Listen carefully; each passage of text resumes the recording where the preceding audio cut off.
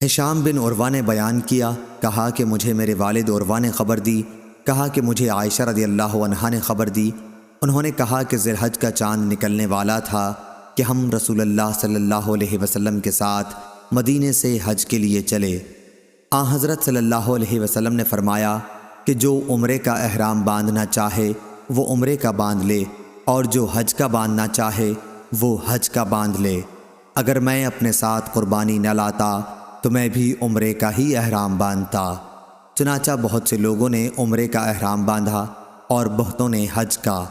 میں بھی ان لوگوں میں تھی جنہوں نے عمرے کا احرام باندھا تھا، مگر میں مکے میں داخل ہونے سے پہلے حائضہ ہو گئی۔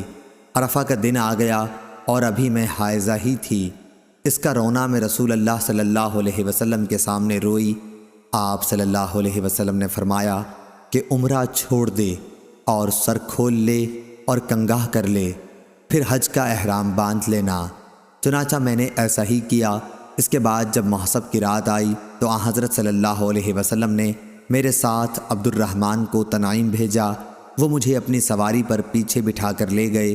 وہاں سے عائشہ رضی اللہ عنہا نے اپنے چھوڑے ہوئے عمرے کے بجائے دوسرے عمرے کا احرام باندھا۔ اس طرح اللہ تعالیٰ نے ان کا بھی حج اور عمرہ دونوں ہی پورے کر دیے۔ نہ تو اس کے لیے انہیں قربانی لانی پڑی، نہ صدقہ دینا پڑا، اور نہ روزہ رکھنا پڑا۔ صحیح بخاری حدیث نمبر 1786۔